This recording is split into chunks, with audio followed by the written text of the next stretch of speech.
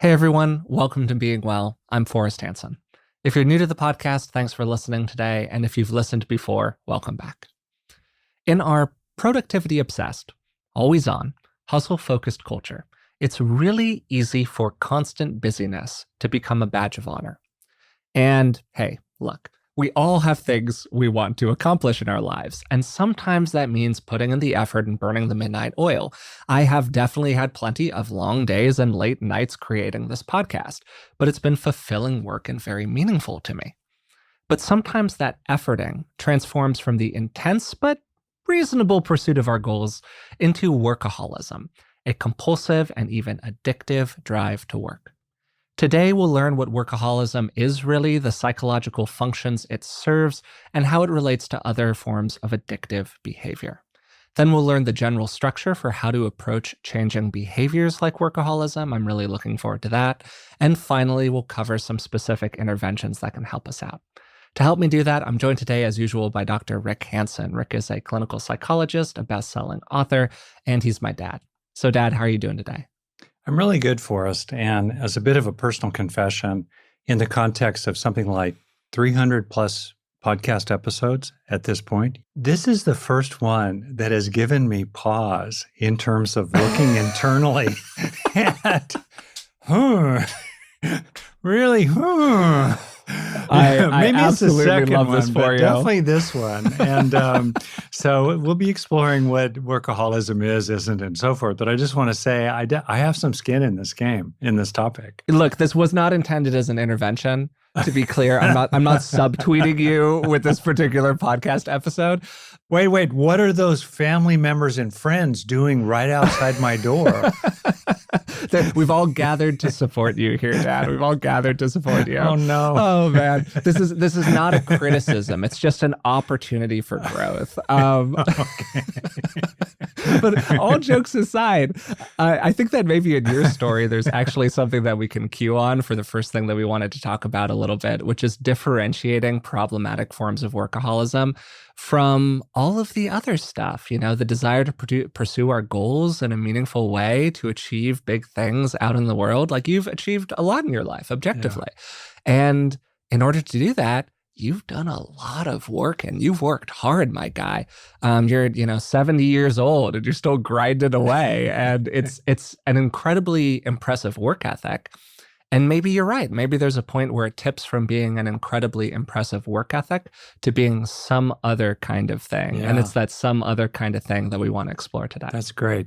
I think about, my dad and his life. I think about my mom and hers, and her mom, and my dad growing up on a ranch, my mom, the daughter of a single mother restaurant hostess, and they just had to clock a lot of hours. They grew up in the Depression. It was real. And so how do we understand the difference between circumstances and also aspirations? I was thinking about people who, are in a refugee camp working for, Médecins Sans Frontières, Doctors Without Borders. They're clocking 80-hour work weeks.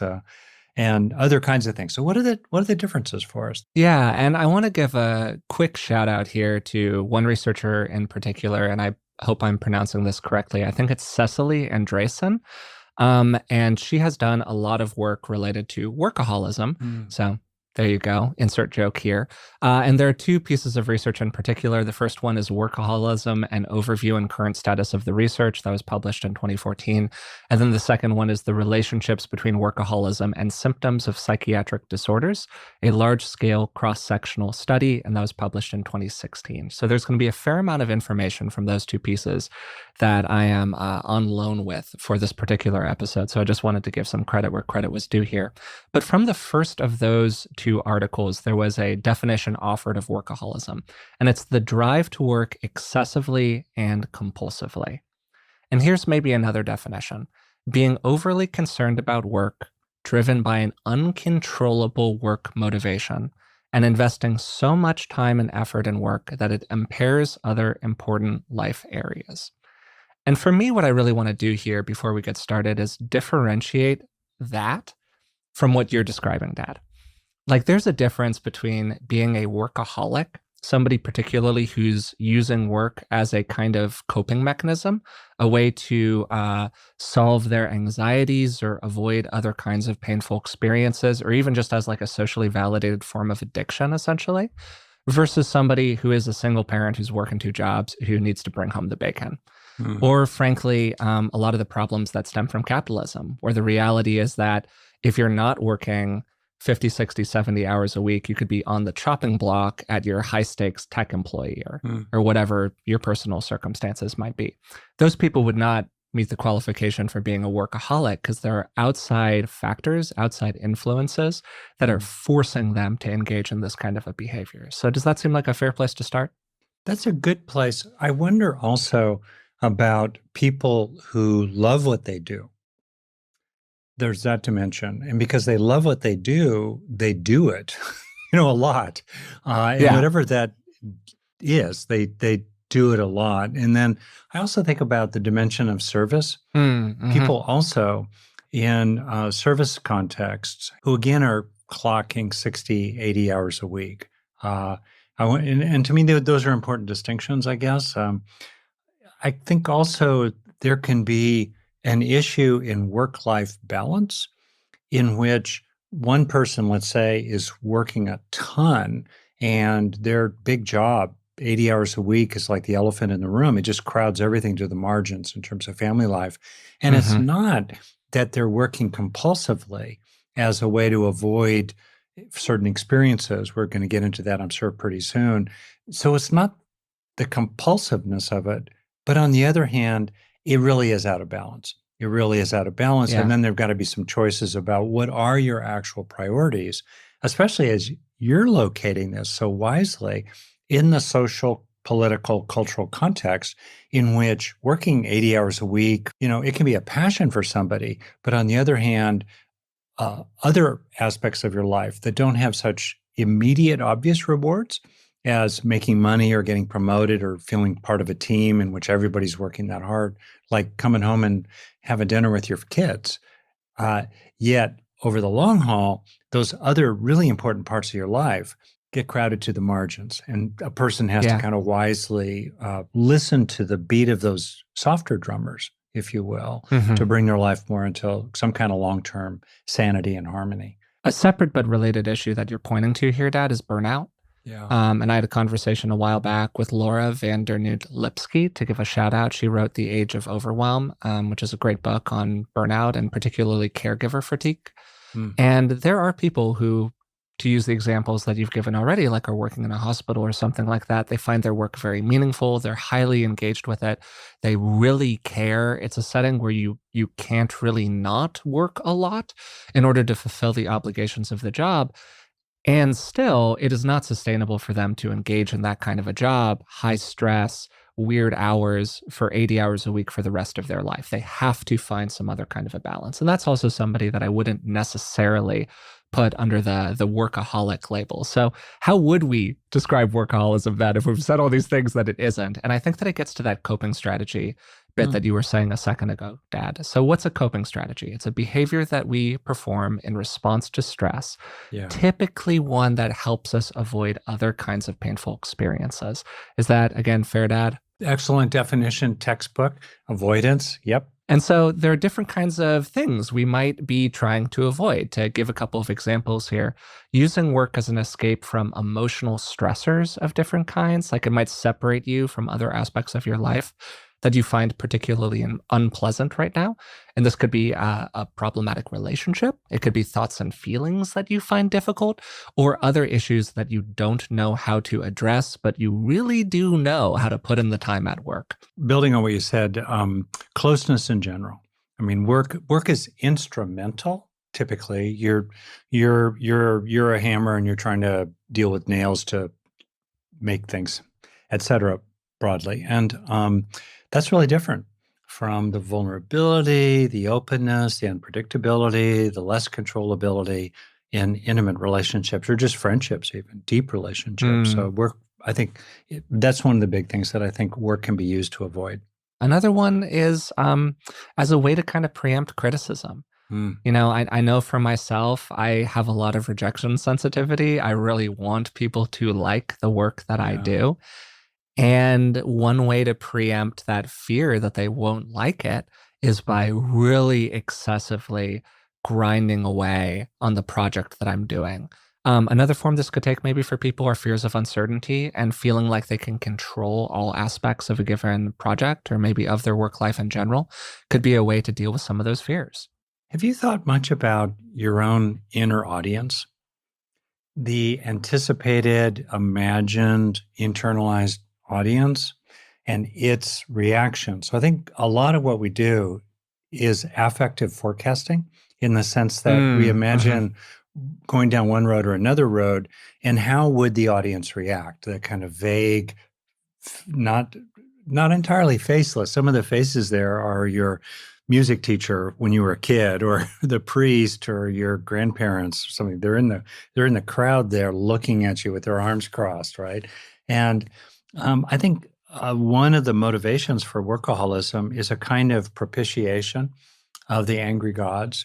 It's a kind of on a daily basis, if you make your offering of being exhausted when you go to bed, then at least today they can't find too much fault with you. And Yeah. there's this internal process that happens very quickly within a few seconds, if not less, in which we kind of anticipate what the reaction would be from that internalized audience. And then that leads us down one road or another. And if we anticipate that the reaction is going to be disapproval, exile, or scorn, then we clock another 12-hour day. Wow. I think that's a great point, Dad. And to try to answer your question about my relationship with my own internal audience, I think that I have these kind of two different parts. One part is really pretty like warm and generous, and that's the part that I think of as being like Yeah. myself. But then there's my estimation of the appraisal of other people. Mm, And to yeah. your point, because I have so much less control over that, it's the range of outcomes. I know how I feel about my work, but I don't know how other people feel about my work or my effort or who I am broadly with any of this stuff. And so because that range of outcomes is so much wider, I think there's a part of me that feels like I need to do so much more efforting around it to try to tighten that range of outcomes and bring up the floor of it, if that makes sense.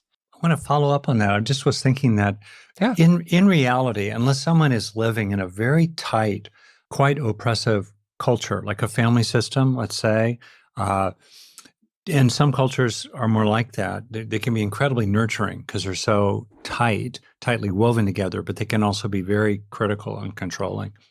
Hmm. In let's say Western cultures or ones in which the family system is looser, it's airier, there's more separation, there's less effective extended family, then actually for most people, the internalized audience is much more consequential than the objective external audience because the external audience Oh, sure. just Yeah. doesn't care. It doesn't know, it Yeah. doesn't Yeah. This is a care. great It point. kind Yeah. of it's a maybe there's a glancing eyebrow raised, but then you move on. It's the internalized audience that, as John Kabat-Zinn's book titled, "Wherever you go, there you are," or "Wherever you go, there's the audience."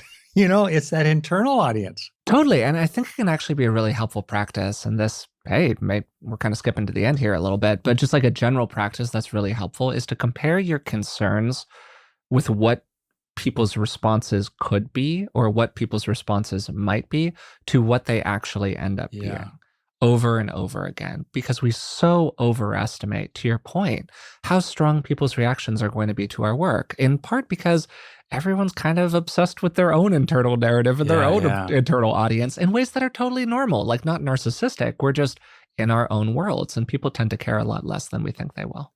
Wouldn't it be interesting, just as a thought experiment? People can do it right now and they can reflect on it.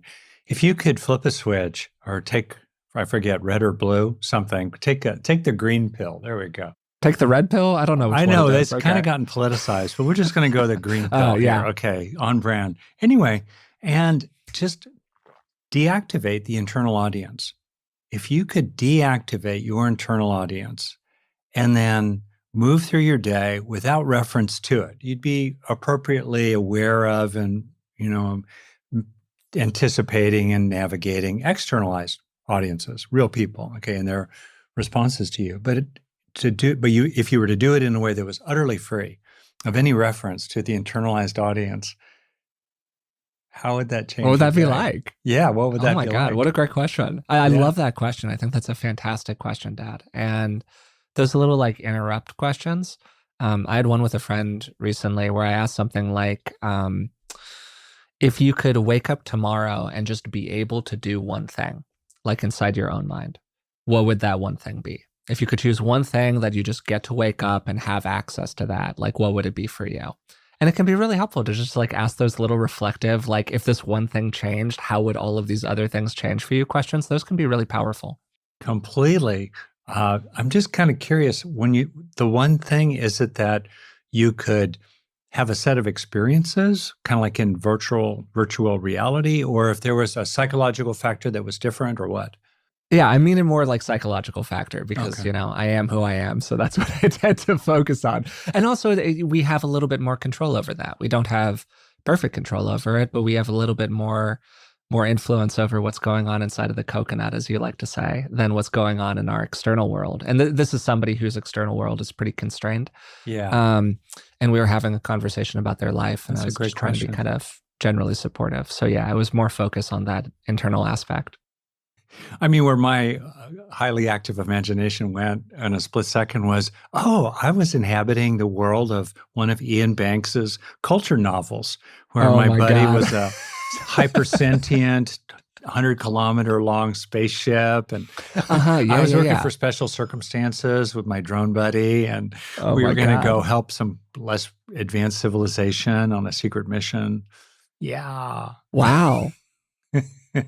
I don't know if listeners remember this, but way back when we talked about Rick's relationship with an ink blot test that he took. I want to say this was like 30 years Oh ago, yeah, 40 years yeah, ago, Dad. pre-license, on the Yeah, way to licensure. pre-licensure, and the person who administered the test was like, "Do you have psychotic tendencies?" And my dad was like, "No, I just have an active imagination." They were like, "All right, that explains it too."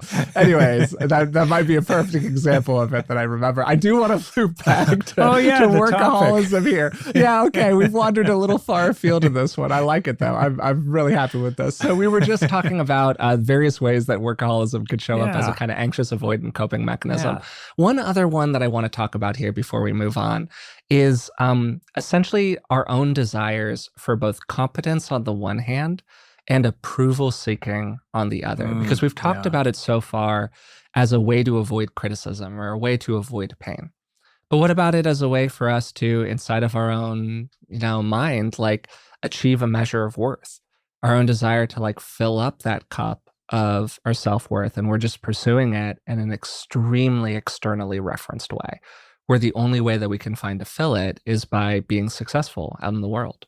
And I think that yeah. workaholism really shows up that way too. Here's a weird one for us, and just to kind of be self-disclosed too.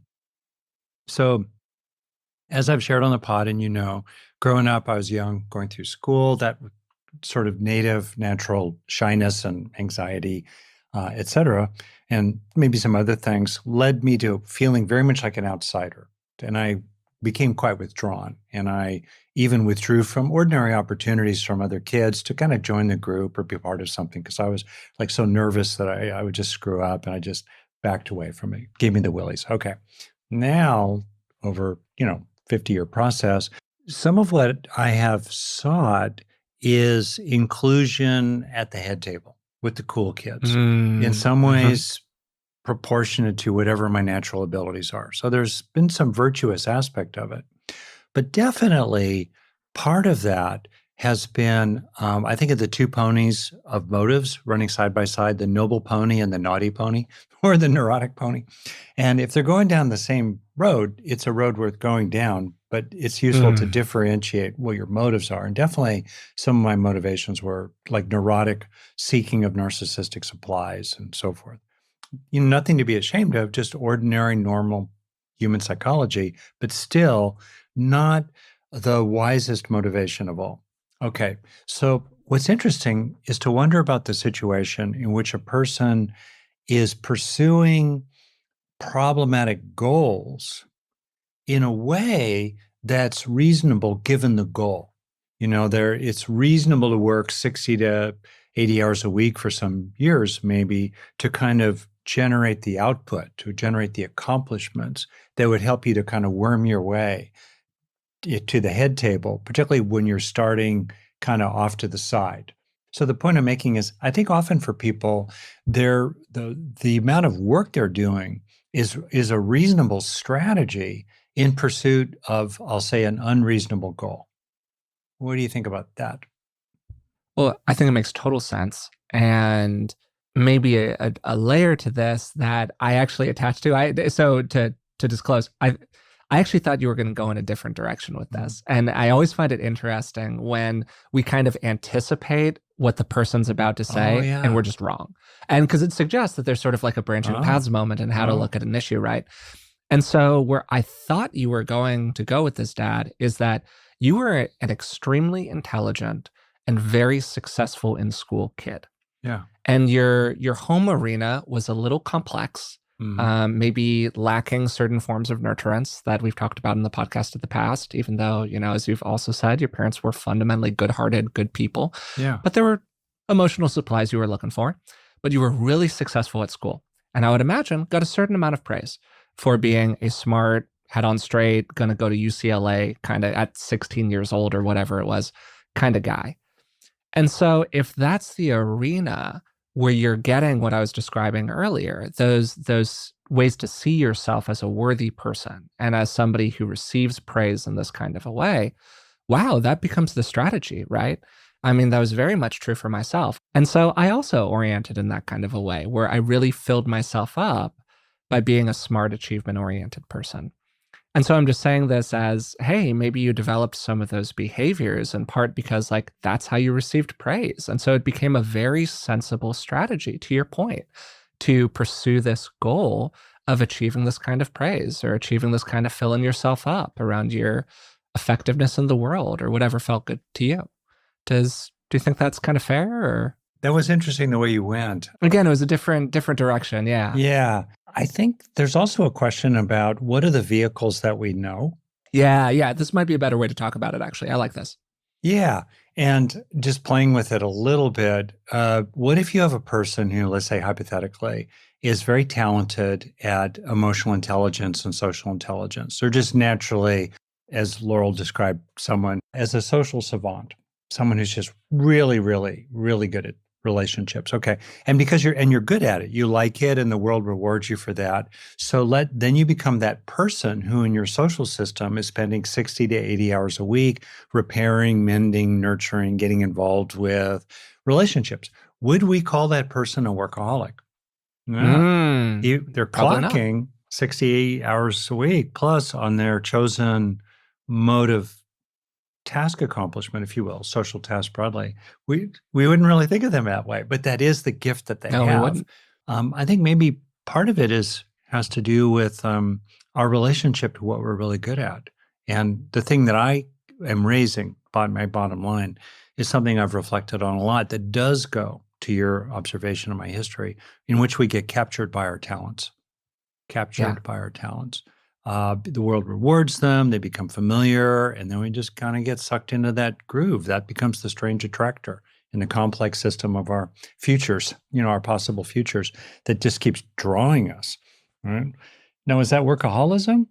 I don't know, but it can be in the service of it, and you got to be careful about it. That's you're what I'm getting opening at. The frame here a little bit, Dad, which I think is actually great inside of this conversation because people have very different lives. Do we think about the mother who is raising her child and spending however many hours a week? I don't even know how many hours a week. Or the dad who's doing the same thing, whatever it is. Do we think about that as workaholism? Well, of course not. So there are sort of layers to this that I think are really interesting that you're raising here. But kind of returning to workaholism in the more problematic form that we're describing as a coping mechanism, we can think about it in the context of other behaviors that are coping mechanisms of different kinds for depression and anxiety. And one of the most common ones of these are various forms of substance addiction. And it's really interesting if you get into this because the word workaholism itself and the idea of it as a construct stems from the term alcoholism. And in both its structure and its function, it is really similar to other forms of addiction, including that it has characteristics with them like tolerance and withdrawal. People can actually enter like a little bit of a withdrawal phase when they stop working much in the same way. You think about the guy who's like on vacation, but he's checking his phone at the pool. He just like, he cannot unplug. And a lot of the early definitions that we had of workaholism were just based on how many hours a person is working a week. Like if you're working more than 50 hours a week, you're a workaholic. And these days, that's like at least half of the population, if not more. And I think that one of the layers to this whole thing that is actually raised by what you were talking about earlier, Dad, when you were kind of expanding the field on this, is that most addictions carry a social stigma. Workaholism has the opposite. It is socially validated. If you show up to work and you're drunk, you are probably getting fired. But if you show up to work having worked 80 hours a week for the previous 3 months, you're probably getting a promotion or, whatever it is. So these behaviors are reinforced by our environment rather than disincentivized by them. And I think that that is just like such a huge piece of this whole puzzle. And it's one of the reasons that it makes this like excessive work drive or work as a coping mechanism so insidious and so difficult to deal with. I've had many clients in which one of the people had a big job and they had children. So now they're in my office in part to, what do we do about the fact that, and it was often gendered, dad is chief of surgery somewhere and family, equally educated mother is staying home with, a 2-year-old and a 4-year-old, and she's pregnant with the third child on the way. And the problem is that he leaves for work at 7 a.m. And in the very first part of the morning, he's already checking the phone, tuning in what's happening. Anyway, he's getting home routinely at 7 or 8. The kids go down at 8:30. And so there's this very precious hour and a half window, and they're constantly kind of quarreling about him getting home to dinner and actually being emotionally available at dinner.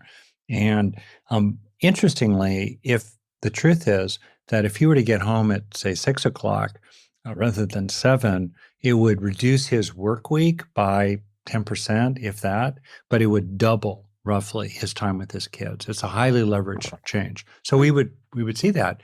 And then what would very often arise is you would just see this look across his face of guilt that he's not home enough.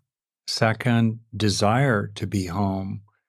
And then third, this kind of warrior-like mask would come over with a sense of belonging to the team that's on mission, and that he would be a disappointment to them if he were clocking 10% fewer hours, for example. And I've seen this dynamic with women as well. I don't mean to genderize it, but there might be a familiar pattern to many people. That's a tough one. That's where you really can feel the social pressures. I'm not sure I'd say it's workaholism in the more neurotically motivated sense that you're talking about, but it's definitely a huge work-life balance question.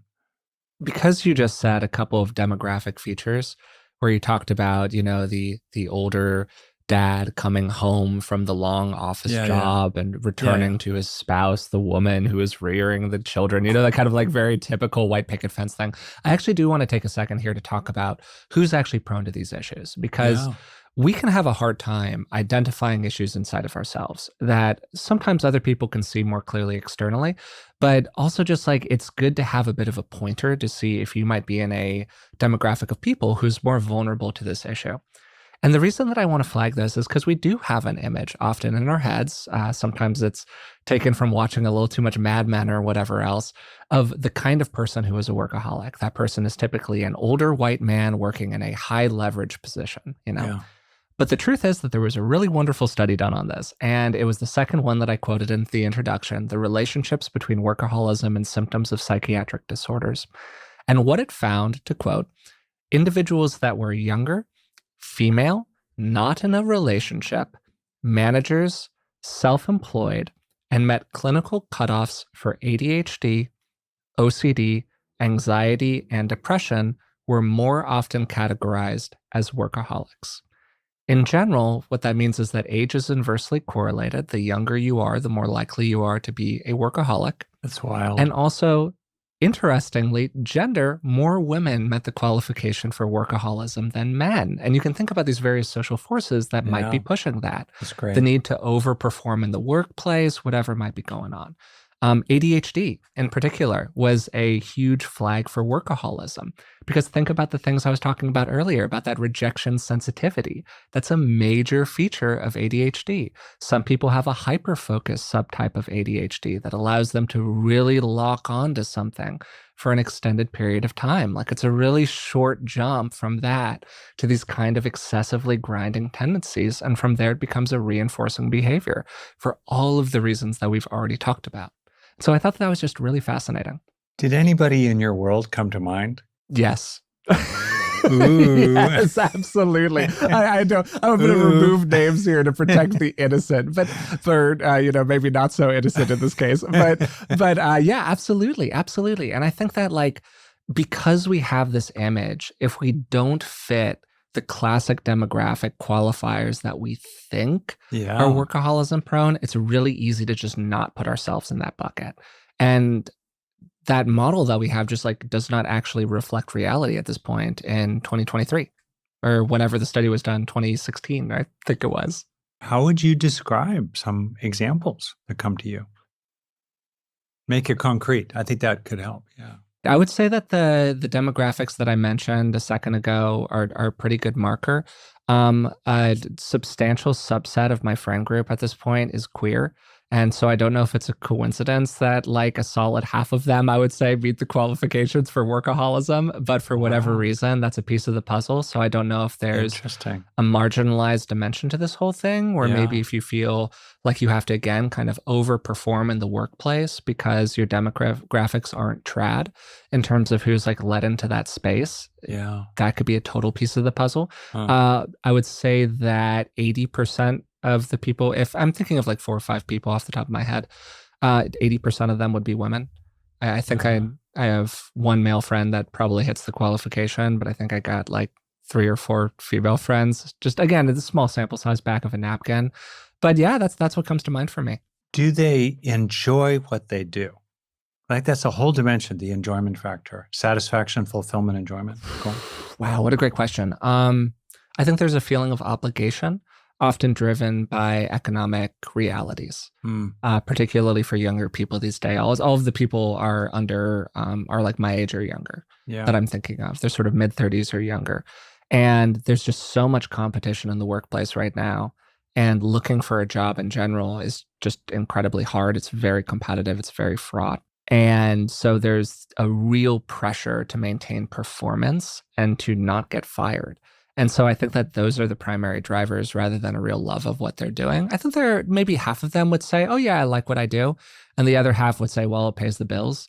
I think that would probably be the split. I think that for most of them, there are aspects of these problematic forms of workaholism that we're describing, where there's an attachment to it. There's kind of a consumptive nature to it. There's the feeling of anxiety if they don't sit down in the chair for that long every single day. It is kind of being driven by fear a little bit. I think some of their appraisals about the way the world is are accurate, though. And so I don't want to suggest that they aren't. That's super interesting. So we're really talking about the piece, the part, the increment that is other than necessity, other than passion, flagging that sometimes passion can still lead to an out of balance, work-life balance. But okay, what do we do about it? Great. I'm going to be listening carefully for the parts that relate to me. How do we do it? Maybe as we go through this, Dad, I would love to reflect on your own experience a little bit here, because we started the whole episode with a little intervention joke, so we might as well just embrace it fully here. But okay, so if you're listening to this and you're a therapist or a psychologist or whatever, I'm going to say a lot of stuff here that you probably know a lot better than I do, because a lot of what I'm about to talk about is this idea called the stages of change model, which is particularly used in addiction circles, but it's just sort of a general model of how change happens. And we're going to apply this to workaholism, but you can really think about this way more broadly than that, around almost anything that you want to change in your life. And so people go through these different phases that are pretty well known. The first one is called pre-contemplation. And it's a fancy way to saying that you're really not thinking about changing very much. And this is typically characterized by a degree of defensiveness, the belief that this isn't actually a problem for me. Then the second phase, contemplation, you're considering change. And I would say that this is characterized by insight, being like, oh, this is actually kind of a problem for me. Maybe I should do something about it. Third phase, preparation. You're preparing to change. This is the plan for what I'm going to do, and I'm kind of gathering the resources that I need to do it. Fourth stage, action. And this is where all of the disruption of our normal base of functioning that we've established based on this behavior comes in. This is when we actually move into change. And it's typically characterized by a feeling of stress. I'm doing the thing, even though it's really hard to do the thing. And then the fifth stage, maintenance. And this is the final stage in the kind of classic model. And it's the transformation of the action into a new habit that we have. We've created a new base. We're ongoing with the behavior. Then sometimes people include a sixth stage, relapse.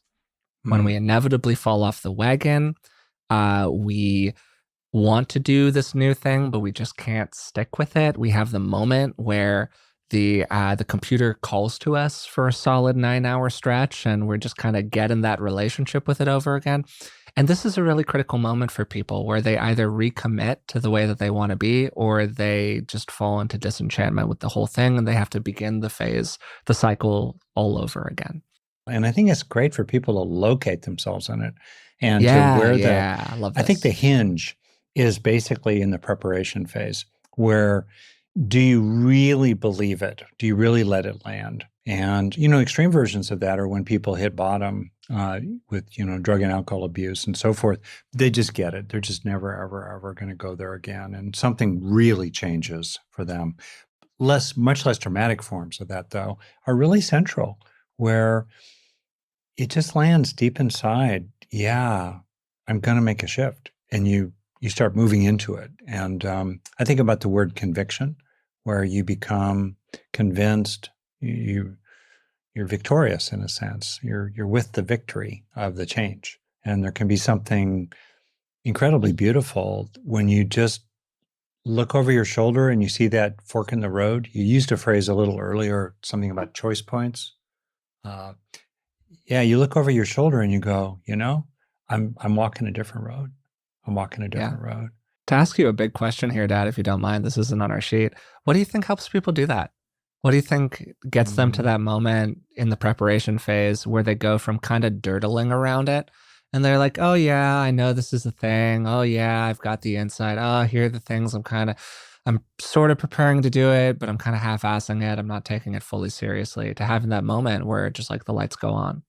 I think that's one of the big questions that's really useful. Totally. And one thing I've found that really helps, and I've realized this really quite recently, based on some neuroscience, so forth, which is to move to the wider view. Let's say that you're helping yourself do something that's, often an issue for many people, my versions included, eating that extra cupcake or having that extra beer or, that extra thing. There's a part of you that wants to do it. There's a craving for it. Okay. What happens though, if you widen from the part of you that is insistent on getting that reward to the whole of you, opening out, and so you get a sense of the whole of you, you get a sense of, maybe you lift your gaze to the horizon, you get a sense of the whole of your mind, the whole of the situation. As soon as you start moving into that whole, it becomes much easier to walk your talk down that higher road that you really want to walk. That's one thing I've found that's super helpful. And if you just buy yourself a little time, just take a few breaths or half a minute, to go to that wider view. What does the whole of you want? What's the wisdom of the whole of you, distinct from the compulsion of this part of you? That's a very effective thing, I find, for people. So many things have craving at the front end and regret out the back. Oh, I mean, if that's not a summary of 90% of problematic behaviors, I don't know what is. Yeah, whatever. Craving on the front end, regret out the back. I love that. That's great. Yeah. There you are dumping your anger on somebody, or there you are Yeah. doing this thing, or there you are, dawdling an extra 15 minutes to noodle around. Point being, another thing that's really helpful is to ask yourself, what am I going to be really happy that I did here Yeah. over the long haul? Yeah. Like maybe I'm going to Sure. get 45 minutes of a good buzz, but then what kind of price am I going to pay for the rest of my day, then through my sleep cycle, and then into my day tomorrow? What's the exchange? The cost benefit, 45 minutes of a good buzz, and then 8 hours, 24 hours of price paid for it. And then just Mm. being aware of that larger bargain in your own mind and what's the actual best thing for your life altogether. I find that's another really helpful thing to do. Not to do it too super rationally, but just to kind of feel how icky, what the cost will be, and how, on the Yeah. other hand, how good it will feel to not have gone down that bad road, that problematic road. Mm-hmm. Yeah. There's a practice that I've been doing recently that is certainly not an original practice. A lot of people have talked about doing something like this. I've just taken it on a little bit more, and it's been helpful for me. Where essentially I close my eyes and I do the best that I can to imagine myself and my life and my world like 10 years from now or 15 years from now, something like that. That kind of time horizon has been helpful for me, about 10 years.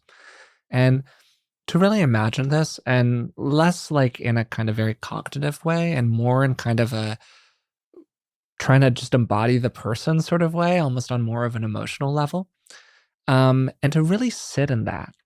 And once I've gotten my brain into that 45-year-old version of me, to really reflect on what will I wish I had done? Like, what will I wish I had done right now when I'm 45?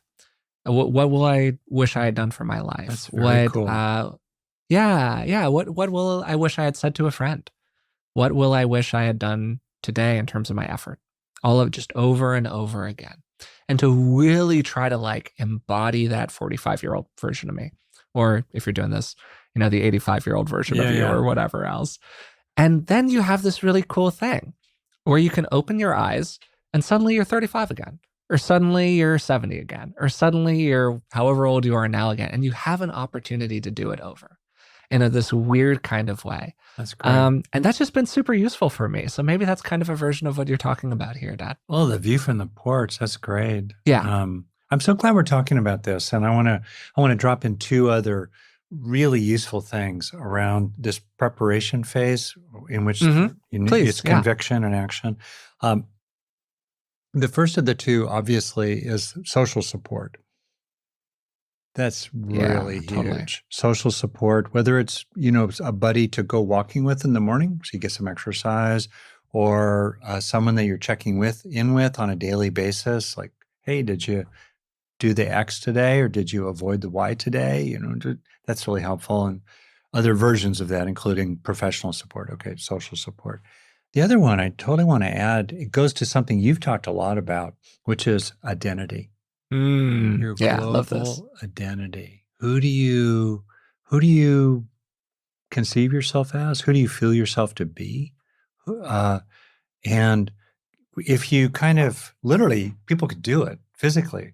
There's some cool evidence for this. You kind of move in the chair, like, okay, like you move into the chair. Like I said earlier, the noble pony and the naughty pony, or the neurotic pony. Can move into the noble pony mode. Who are you? Probably sit up a little straighter, and framing this as not as who do you want to be, but it's who are you, in an affirmation kind of sense. Who are you truly? Yeah. Yeah. Being an upright, self-respecting, happy, pick your words that work for you, whatever. How would you act as this? How do you act as this? As a kind, calm, self-respecting, already happy person. How do you act here? That's really powerful. Yeah, and I think to burrow into the identity dimension for this particular issue around workaholism, how much of that identity is based on what you are doing in that kind of a professional setting? how much of your self-worth is derived from those kinds of external pressures and Yeah. views on you? Do you think of yourself as a kind of person where most of your worthiness in the world is tied to your effort in the office or the money that you can bring home for your family? And are there ways to open up that self-valuing, that self-concept to have more access to other kinds of things? Yeah. And maybe there's a place here for kind of creating a coherent narrative, like doing some exploring of how we got here. Like, why are things the way that they are? Are there Mm-hmm. perhaps very reasonable reasons that you popped out in this way? Some of what you were describing earlier, Dad. Those can all be ways to sort of investigate these ideas or investigate these issues. It's like I've thought, psychosynthesis. I do hope that we Mm, do a series on different profound therapies. One of them for me is psychosynthesis, Assagioli's development. Anyway, there's something in that in which he focuses on these two major dimensions in a person's life: love broadly and will broadly. And one way to understand will is to surrender to the best within you. I love that. Yeah. What's the best within you? And in surrendering to that, what then emerges? What's right? What's the manifestation? What's the movement that comes from that surrender, or that is carried along by that surrender, rather? That's really wonderful, Dad. And I think that we've covered a lot of kind of big principle based things. I do want to get in here to some specific tactics toward the Tactic. end. Yeah. Yeah, that we could explore about that might help people with these kinds of specific issues, but then also maybe other related problems that people have. And one of the first ones that I want to talk about is addressing some of the underlying feelings Mm-hmm. that have driven us to these specific kinds of coping behaviors. Because as we were saying, workaholism is performed in response to stress. Addiction is performed often in response to stress.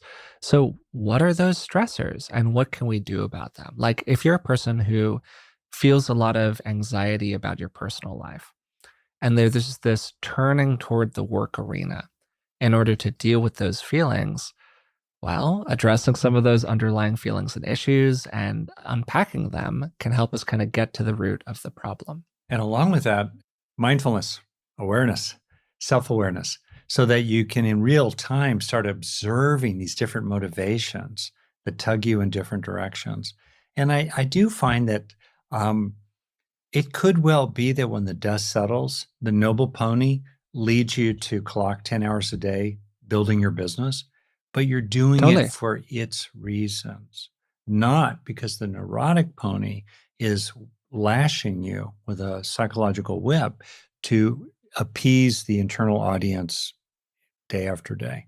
And self-awareness and mindfulness of that granularity can really help you tell the difference. I think that's totally right. And to me, part of this is just about being able to be at choice Mm. about why we're doing what we're doing and to be able to make moral choices that we're conscious of in the moment.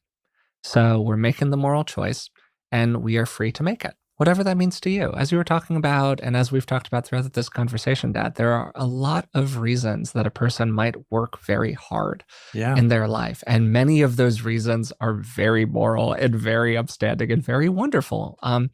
And so it's not so much the issue of doing a lot of work, it's the issue of why are we doing a lot of work and what are we trying to accomplish with that work that we're doing. And maybe a piece of what you've talked about, Dad, in terms of like moving to that wider view, Mm. which could plausibly be related and is related to some different cortical networks in the brain. Mhm. That's some That's pretty right. cool stuff that people can look into if they want to, is what we've talked about in the past a little bit, which is the idea of being and doing. And I Mm. wonder if some of this whole thing, if some of the like, because you've asked these questions about do people feel good while they're doing the work? Are they motivated by the work? Are they interested in the work? I wonder how much of that is driven by a person's ability to keep on being in that feeling of being Mm. while they are engaged in the act of doing. And I wonder if you have any thoughts about that. Wow. That's a really huge thing. I mean, you're getting at these classic distinctions between intrinsic and extrinsic motivation, being inner directed, outer directed, Yeah. eudaimonic well-being and hedonic well-being, blah, blah, blah. And I think there's a dimension to that exploration that's even deeper in that Hmm. to build on to kind of bring in something here, in the last 6 months or so, I've been exploring more the distinction in early Buddhism between being and becoming. And so the Buddha identified these different objects of craving that create then problematic suffering and harms. And one of the dynamics of that is the craving for becoming. Who are you becoming? What is coming into being? What is becoming in the world? And an orientation there, which then relates to the ways in which biologically the brain is a becoming machine. It's hyper-focused on prediction and expectations, and then matching reality against prediction and using that to improve motor behavior in young children. And then, models are built on top of that in the architecture of the mind.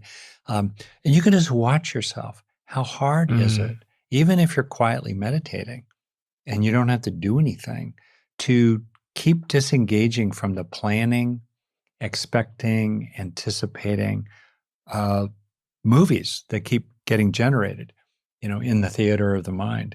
So I think that's part of it. It speaks to Csikszentmihalyi's work on flow, that when we're really in being, action is flowing through us, doing is flowing through us, but we're really centered in being, and we're rational. We're rational is not quite the right word. We are in reality about the results of what we're doing, and we're taking into account, and we have goals and we have aims, but all that is extremely light.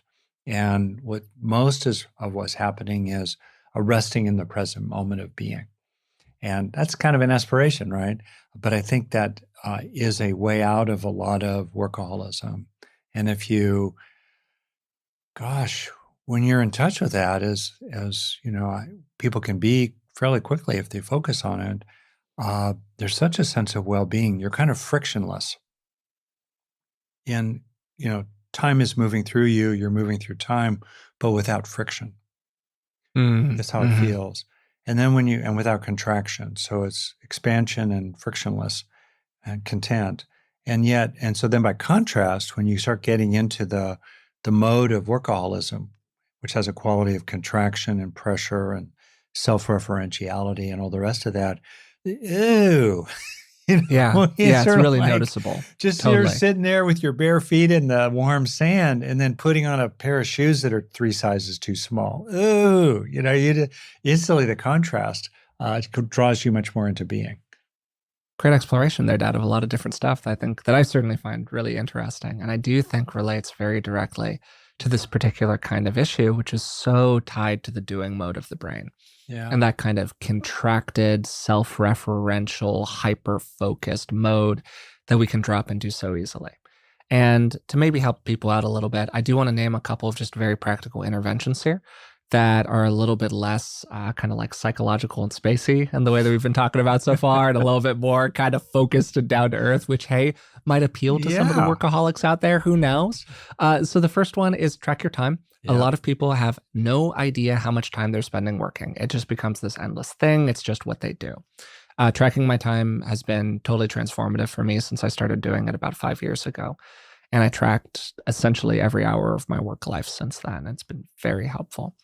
And then related to that, scheduling time off can be a really, really effective practice if you have a personality type, which tends to be a little bit more driven toward neuroticism, in those like type A personalities that tend to get snared by workaholism, because that type of person tends to like to feel like they're being productive. And so if you can turn your time off into something that is still kind of productive because it's in your Google Calendar or whatever, that can actually be super helpful. And that's been really helpful for me too. That's great. Actually, I'd have to say one of the single most high impact compared to low effort interventions I know as a longtime psychologist is exactly this: tracking your time. Do it in a way that takes less than 5 minutes a day. A simple way to do it is to get an Excel spreadsheet or some kind of spreadsheet. And the columns are different kinds of activities you want to categorize, and the rows are 15-minute intervals. So it's kind of, and then you print out 1 sheet per day. And over time, the columns become more differentiated, and because you start mushing categories together because you don't care, but then you start teasing apart certain things that you do care a lot about. Mm-hmm. And then you sum across the days at the end of the week. And it's really wild to do that if you're in a relationship with someone and there's any question about housework or childcare, or how much time you're spending together. It's incredibly powerful, simple thing that takes, like I said, 5 minutes a day once you're set up to do it. Yeah, that's awesome. And has been, again, very, very helpful. For me, it was really helpful for our family back in the day. I remember being a teenager and we used to get into all of these snarls about who was doing what with housework. And then we started just tracking all of it. And it all became so simple because it was so obvious. It was like just right there on the sheet of paper. Another thing that you can do is, and this could be a little complicated and think about whether or not you want to do it, is you can give other people a little bit more influence over your behavior, particularly if they're people that you trust. It has been very helpful for me to make Elizabeth my lovely partner and a therapist. That helps, but not everybody has access to that one, to make her the arbiter of some things in my work life. She has been increasingly clear to me that, Forrest, it's 7 p.m. It is time for you to exit the computer.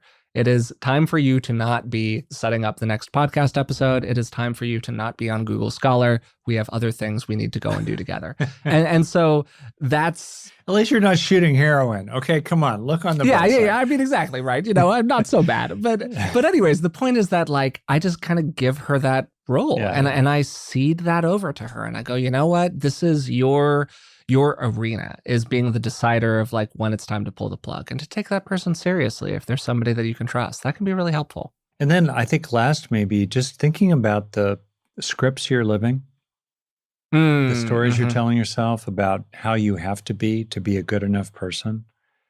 That's been a real one for me to kind of gradually become mindful of and extricate myself from, become increasingly free of the tolls to pay to be a good enough person. I think you've dropped a real banger at the end here, Dad. And I do want to ask you a question at the end, if you're okay with it. You don't know that this is coming, Dad, but I like springing these on you occasionally. So at the very beginning of the conversation, we talked about, this is not an intervention. We joked about that. And I think that you would probably say, hey, there have absolutely been some times in my life where I have been in that phase of narrow, focused concentration on a task that was meaningful to me, a task that really mattered, but one that, hey, maybe I got a little too wrapped up in. And then over time, I think that you have, even though you remain a hard worker and all of that, you remain working a lot of hours a week, you have gotten more space around it and more freedom in the ways that we've talked about in terms of your own behavior. And I'm wondering maybe to ask two questions. First, what did it feel like, or what tended to pull you into that more narrow focus, that kind of workaholic sort of tendency, broadly defined? And then what helped you widen it out? What helped you extricate yourself from it a little bit more? Wow. Summarizing 50 years, kind of. Yeah. Briefly, right out of college, I got involved in creating workshops and doing a kind of work that was incredibly satisfying. It used all of my abilities and And then for various reasons, by the time I was 24, 25, I disengaged from that.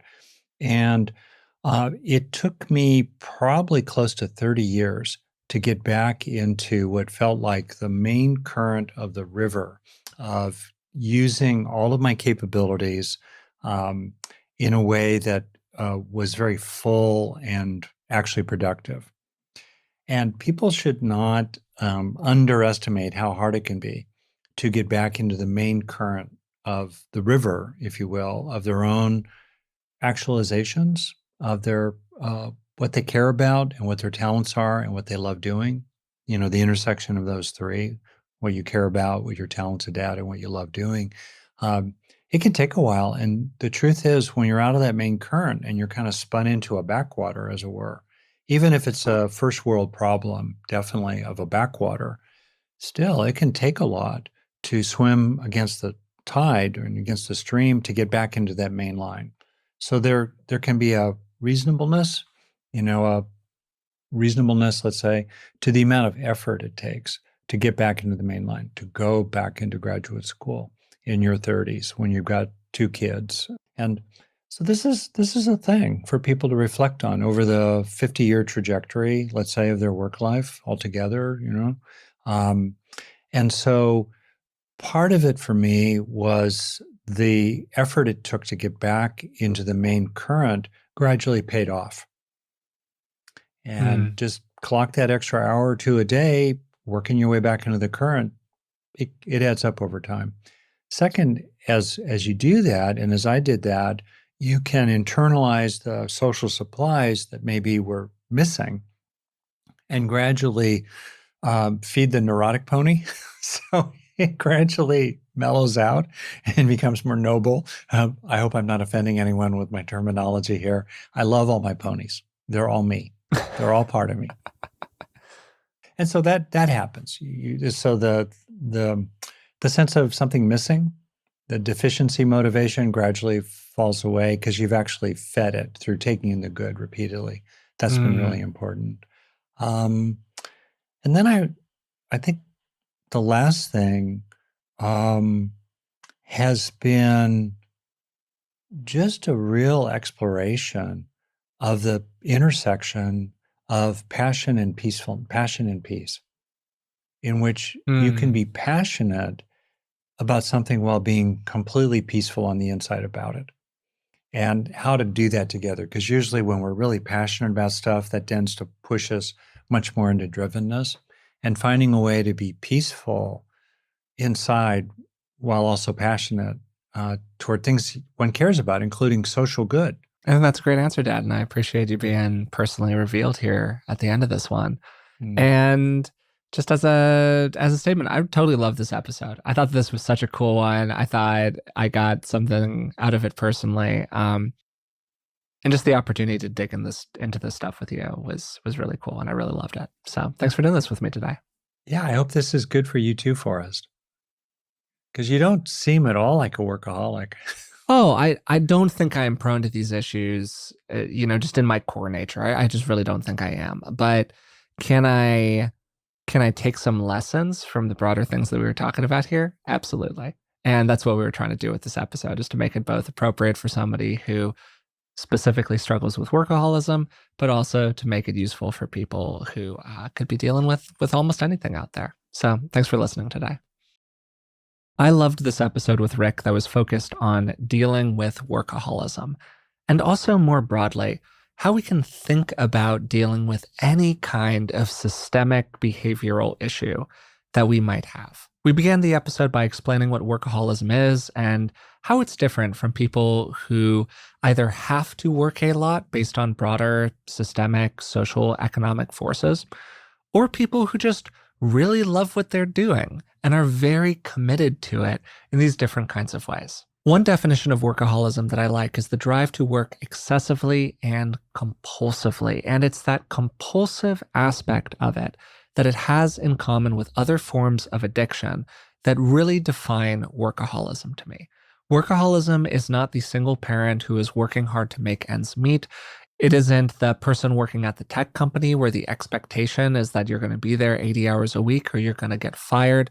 Those are external forces that are constraining our behavior. Workaholism is the usage of work as a coping mechanism, a behavior that we perform in response to stress, and a way to avoid other kinds of painful thoughts and feelings that might be going on inside of our lives. Maybe avoid other relationships that are causing us stress, or avoid things we fear about ourselves that might be stressful to us. And in the second part of the conversation, Rick and I went through a number of reasons that somebody might engage in workaholic behaviors.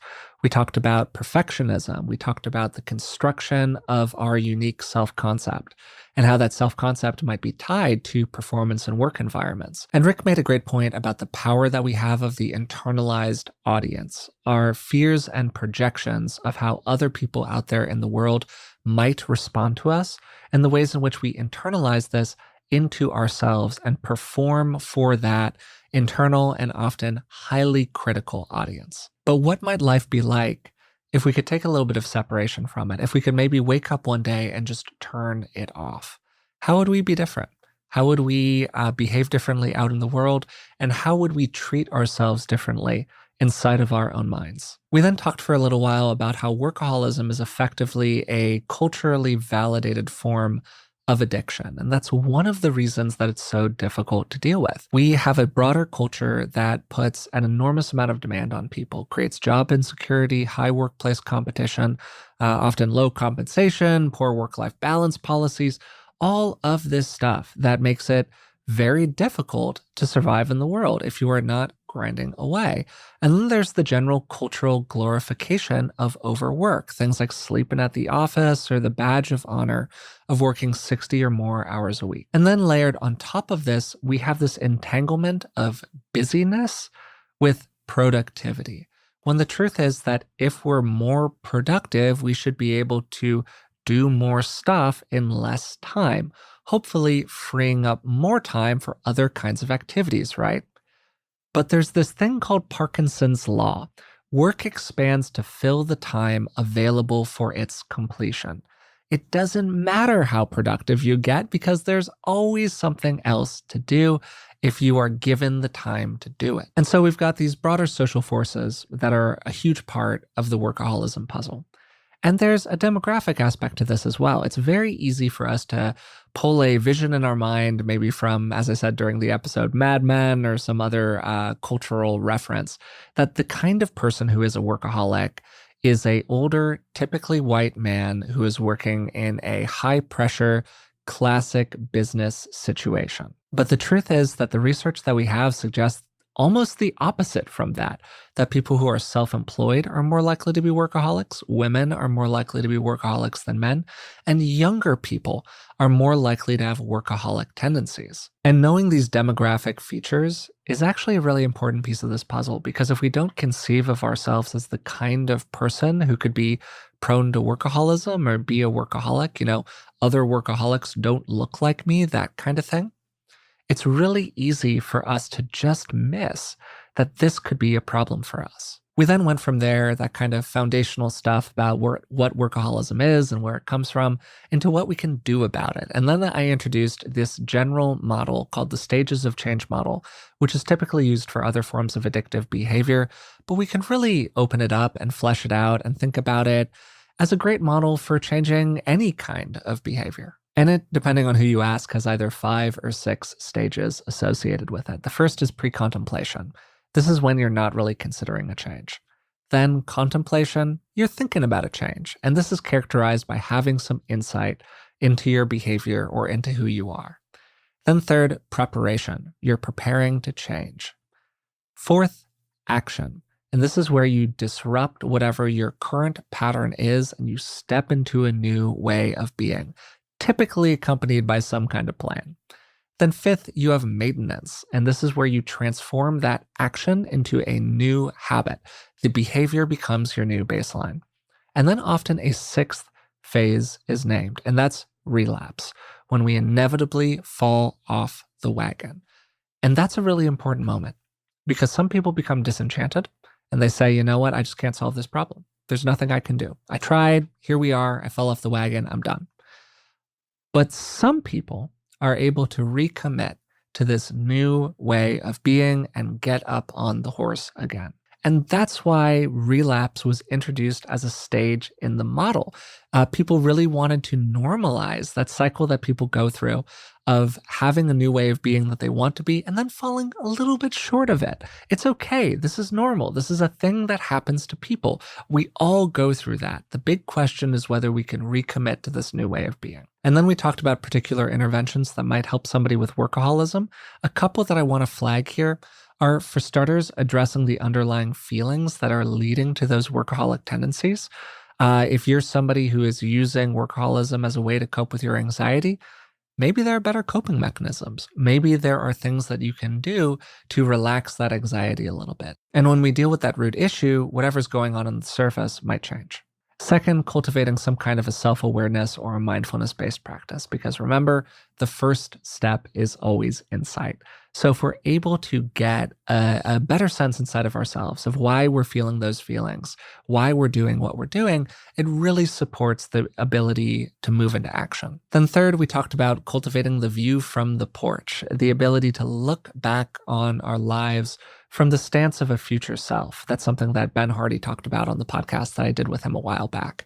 Can you really envision yourself as this future version and then open your eyes and wake up as the person you are today with an opportunity to do it all again differently? That's been a really powerful practice for me. Then finally, very practically, you can do things like tracking your time, scheduling your time off, or giving other people a little bit more authority over your behavior if that could be appropriate for you. I really loved recording this episode. I learned a lot myself, and I hope that you got some good value out of it. If you've been enjoying the podcast for a while, please subscribe to it. If you haven't subscribed already, or subscribe to me on YouTube, if you haven't done that already, on the podcast platform of your choice, there are a million places that you can subscribe to the show on. And then if you want to support us in other ways, you can find us on Patreon. It's patreon.com/beingwellpodcast. And for just a couple of dollars a month, you can support the show and you'll get a whole bunch of bonuses in return. So until next time, thanks for listening, and I'll talk to you soon.